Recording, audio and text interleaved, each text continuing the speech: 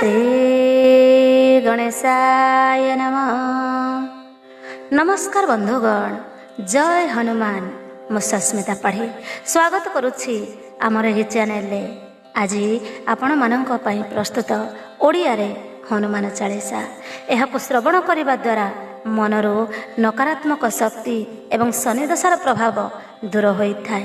जो माने प्रतिदिन पाठ करती से शारीरिक बल, साहस एवं ज्ञान मिलता है। चिंता और अवसाद दूर होता है, मन प्रसन्न रहे, सब प्रकार भय एवं चिंता दूर होता है, रोग एवं कष्टर मुक्ति मिलता है, घरे सुख शांति और समृद्धि वृद्धि पाए, मन एकाग्र एवं आत्मविश्वास मजबूत हुए। तेबे आसंतु बंधुगण, आरंभ करिबा हनुमान चालीसा। श्री गुरु चरण पंकज रेणुरे पोछि मन दर्पण। चौवर्ग दाता से रघुपति को मने मो करे बरण। बल बुद्धिहीन ए तुच्छ शरीर चिंते पवन कुमार। दिय बल बुद्धि निरक्ष जने हर कलेश विकार। जय हनुमंत ज्ञान गुणर सागर। जय कपि स्वामी तिनि लोकरे आदर। अतुल बल विक्रम तुम्भे रामदूत। अंजनी कुमार तुम्भे पवनक सूत। महाबलशाली तुम्भ अंग वज्र सम। कुमति नाशन बाना सुमति रे प्रेम। सुवर्ण समान वर्ण दिव्य तुम्भ देश। कर्णरे कुंडल सोहे शिरे कुंच केश। हस्ते वज्र सम गदा पताका शोभई। कांधरे पईता तुम्भ जन मन मोहि। शंकरंक अवतार केसरी नंदन। अति तेज परताप जगत वंदन। सर्व विद्या परिपूर्ण अतीव चतुर। श्रीराम कार्य करणे सदा गभर। प्रभु चरित सकल शुणन्ते हरस। श्रीराम लक्ष्मण सीता हृदय जार बास। सूक्ष्म रूप धरी सीता यारे देखा देल। विकटाल रूप धरी लंका जलाइल। भीषण रूप को धरी रक्ष संहारिल। प्रभु श्रीराम को सर्व कार्य संपादिल। संजीवनी आनी देल लक्ष्मण बंचिले। श्री रघुवीर आनंदे हृदय लगाइले। रघुपति जे बहुत प्रशंसा करिले। भरत सम प्रिय भाई से कहिले। सहस्र मुख तुम्भ जस गाइबे बोइले। पुणे श्रीपति तुम्भଙ୍କୁ कंठे लगाइले। सनकादि सर्वमुनि ब्रह्मादि अमर ନାରଦ ଶାରଦ ଶେଷ ନାଗସୁର ବୀର ସମନ କୁବେର ଦିଗ ପାଳ ବିଦ୍ୟାବନ୍ତ ତୁମ୍ଭ ଯଶ କଥନରେ କେହେବ ସମର୍ଥ କପିରାଜ ସୁଗ୍ରୀବରେ ଉପକାର କଲ ରାମେ ଦର୍ଶନ କରାଇ ରାଜ୍ୟ ଦିଆଇଲ ତୁମ୍ଭର ମନ୍ତ୍ରଣା ବିଭୀଷଣ ଘେନା କଲେ ଜଗତେ ଜାଣନ୍ତି ଲଙ୍କା ରାଜ୍ୟ ସେ ପାଇଲେ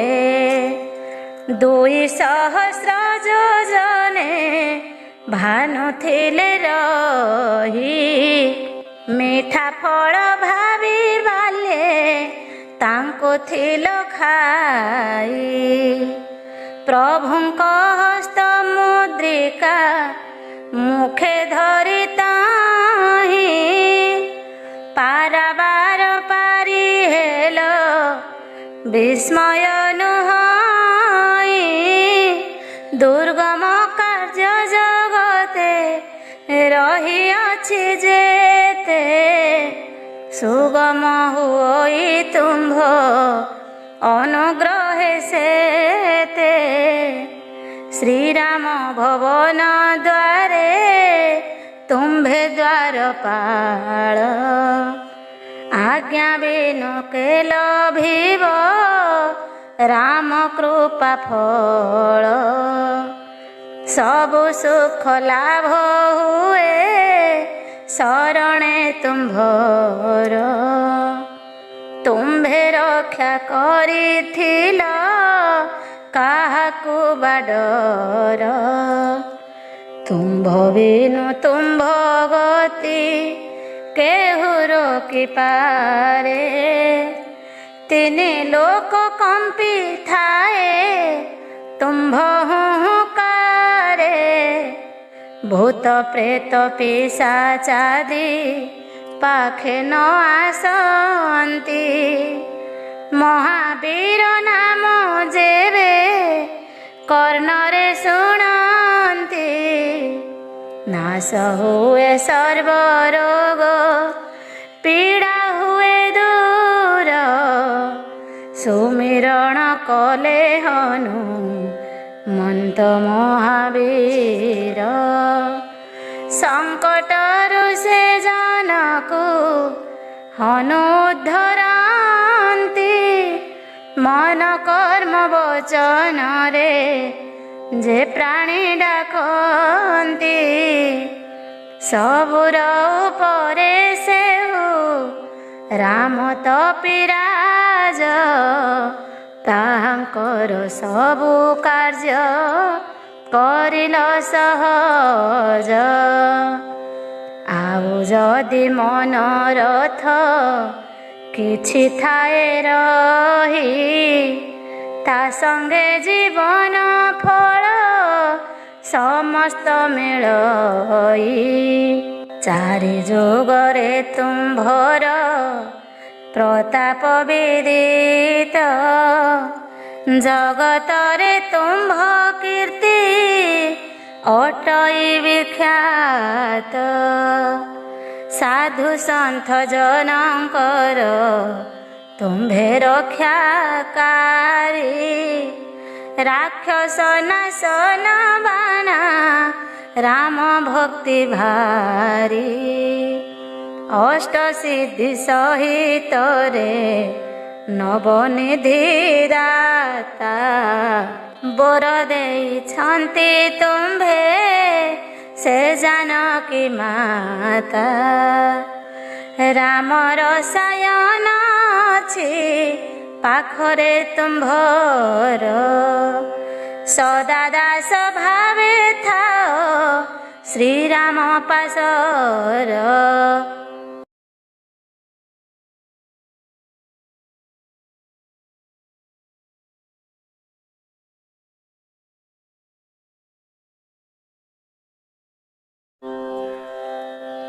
ରାମର ସାୟନ ଅଛି ପାଖରେ ତୁମ୍ଭର, ସଦା ଦାସ ଭାବେ ଥାଅ ଶ୍ରୀରାମ ପାଶର। ତୁମ୍ଭ ନାମ ଭଜନରେ ଶ୍ରୀରାମଙ୍କୁ ପାଇ, ଜନ୍ମ ଜନ୍ମାନ୍ତର ଦୁଃଖ ପାପ ନାଶ ଯାଇ। ଅନ୍ତକାଳେ ରଘୁବର ପୁରେ ବାସ ପାଇ, ସେଠାରେ ଜନ୍ମିଲେ ହରି ଭକ୍ତ ସେ ବୋଲାଇ। ଅନ୍ୟ ଦେବ ଆରାଧନା ନାହିଁ ପ୍ରୟୋଜନ, ହନୁମନ୍ତ ସର୍ବ ସୁଖ କରନ୍ତି ପ୍ରଦାନ। ସଙ୍କଟ କଟଇ ସବୁ ପୀଡ଼ା ହୁଏ ଦୂର, ସୁମିରଣ କଲେ ହନୁ ମନ୍ତ ମହାବୀର।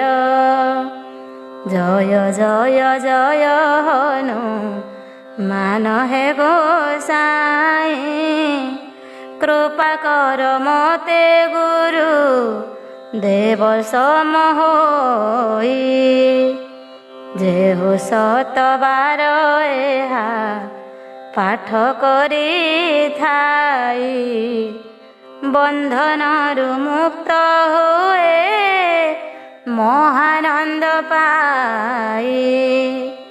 ହନୁମାନ ଚାଳିଶା ଯେ ନର ପଢ଼ିଥାଇ, ଉମାପତି ସାକ୍ଷୀ ତାର ସବୁ ସିଦ୍ଧି ହୋଇ। ତୁଳସୀ ଦାସ ସର୍ବଦା ଶ୍ରୀରାମଙ୍କ ଦାସ, ହୃଦୟରେ ହରି ସଦା କରୁଥାନ୍ତୁ ବାସ। ପବନ ନନ୍ଦନ ସଙ୍କଟ ହରଣ ମଙ୍ଗଳ ମୂରତି ଦେହ, ଶ୍ରୀରାମ ଲକ୍ଷ୍ମଣ ସୀତା ସହିତରେ ହୃଦୟ ଥାନ୍ତୁ ଦେବରାୟ। ଏବେ ଆସନ୍ତୁ ସଙ୍କଟ ମୋଚନ ହନୁମନ୍ତାଷ୍ଟକ ପାଠ କରିବା। ବାଳକାଳେ ରବି ଭକ୍ଷଣ କରିଲ, ତିନି ଲୋକେ ଘଟି ଗଲା ଅନ୍ଧାର। ସେ ସମୟେ ଭଏ ଜଗତ ସଙ୍କଟ, ନ ହଟିଲା କଷ୍ଟ ହୋଇଲା ଘୋର। ଦେବତାଏ ଆସି କରିଲେ ବିନତି, ଛାଡ଼ି ରବି କଷ୍ଟ କରିଲ ଦୂର। କେ ନ ଜାଣେ କପି ଜଗତ ମଧ୍ୟରେ, ସଙ୍କଟ ମୋଚନ ନାମ ତୁମ୍ଭର। କପିରାଜ ବାଳି ଭୟରୁ ସୁଗ୍ରୀବେ, ଲୁଚାଇ ରଖିଲ ପର୍ବତ ପର। ଚୌକି ମହାମୁନି ସାପ ଫଳେ ବାଳି, ଯାଇ ନ ପାରଇ ସେହୁ ଭୂଧର। ଦ୍ୱିଜ ରୂପେ ରାମେ କଢ଼ାଇଣ ବାଟ, ଭେଟାଇ ସୁଗ୍ରୀବ ଯେ ଉପକାର। କେ ନ ଜାଣେ କପି ଜଗତ ମଧ୍ୟରେ, ସଙ୍କଟ ମୋଚନ ନାମ ତୁମ୍ଭର।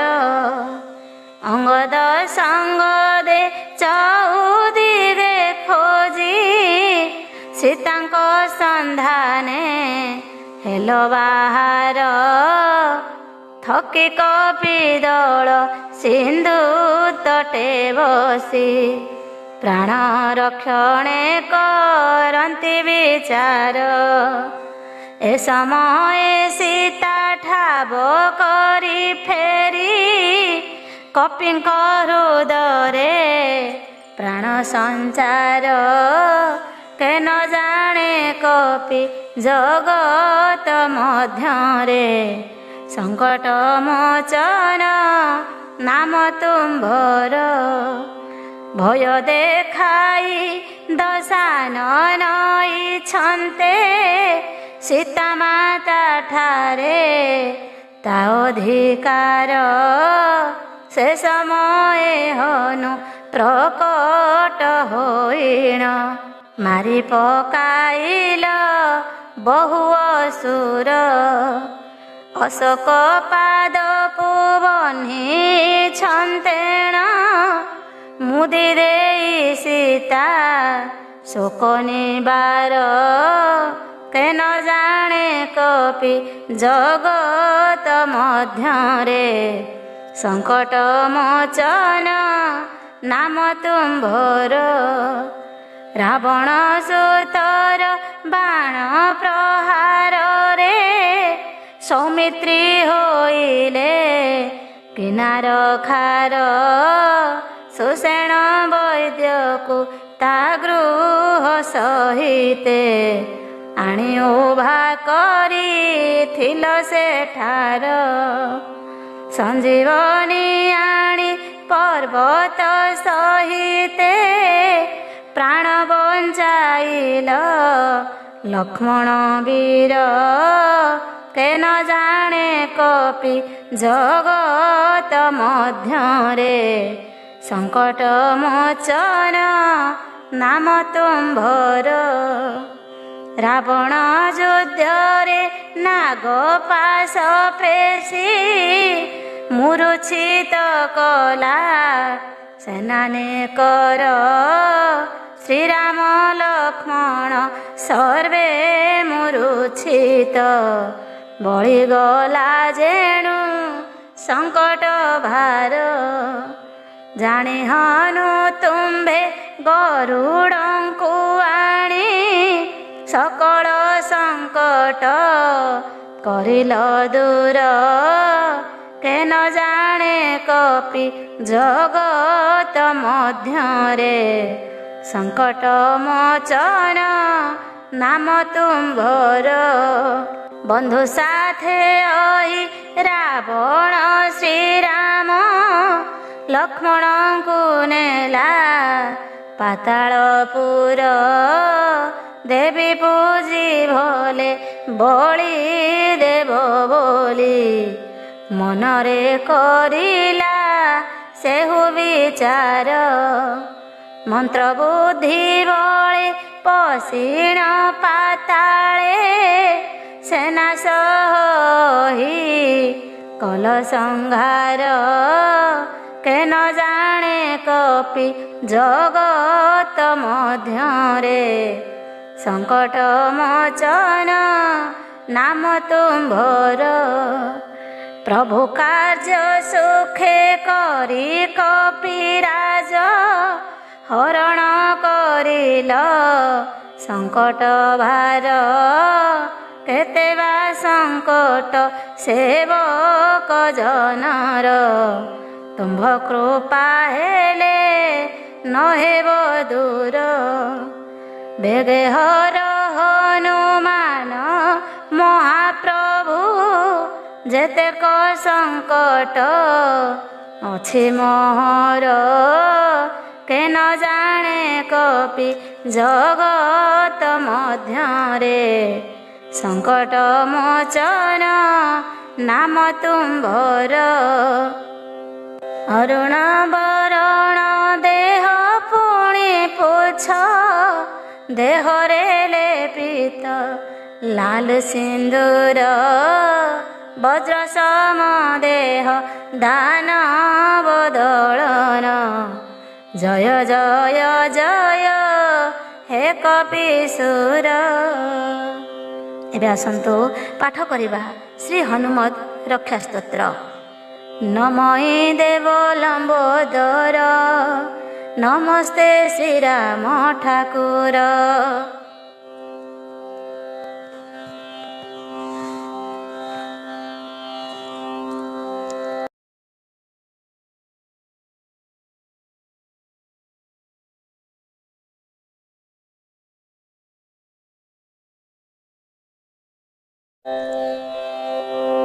ମରୁତ ନନ୍ଦନ ମୟୀ ରକ୍ଷା ସ୍ତୋତ୍ର ମୁଁ ଆରମ୍ଭଇ ରୁଦ୍ରାବତାର ହନୁମାନ ହୃଷ୍ଟନାଶନେ ବଳବାନ ଦୃଢ଼ ଭକ୍ତିରେ ଡାକେ ମୁହିଁ ରକ୍ଷା କରନ୍ତୁ କପିସାଇ ଶିର ରଖନ୍ତୁ ହନୁମାନ ଭାରକୁ ପବନ ନନ୍ଦନ ନେତ୍ର ରଖନ୍ତୁ ଆଞ୍ଜନେୟ ଶ୍ରୁତି ରଖିବେ ରାମ ପ୍ରିୟ ଘ୍ରାଣ ରଖନ୍ତୁ ମହାବୀର କର ରଖିବେ ବିଶ୍ୱମ୍ବର ଭୁଜକୁ ସଙ୍କଟ ମୋଚନ ହୃଦୟ ସର୍ବଶକ୍ତିମାନ ମୁଖକୁ ଲକ୍ଷ୍ମଣ ପ୍ରାଣବ ମଧ୍ୟ ରଖନ୍ତୁ ଜ୍ଞାନପ୍ରଦ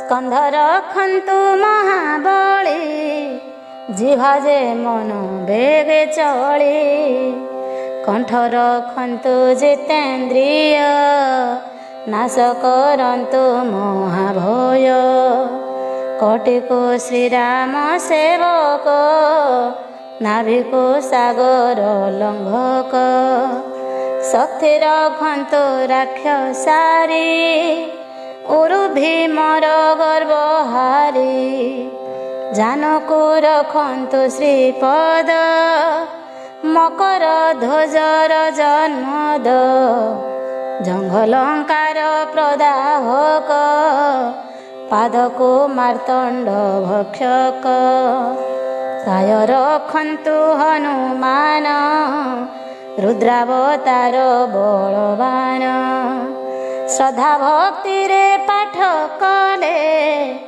ମହାସଙ୍କଟ ଟଳେ ଭଲେ ଏ ସ୍ତୋତ୍ର ପଠନେ ସୁକୃତି ହୁଏ ଦୀର୍ଘାୟୁ ପୁତ୍ର ପ୍ରାପ୍ତି ବଢ଼ଇ ବଳ ବୁଦ୍ଧି ଜ୍ଞାନ ରକ୍ଷା କରନ୍ତି ହନୁମାନ ନିତ୍ୟ ଯେହା ପାଠ କରେ ବିଷମ ସଙ୍କଟ ଉଦ୍ଧରେ ରକ୍ଷା ସ୍ତୋତ୍ରର ସୁପଠନ ଏଠାରେ ହେଲା ସମାପନ।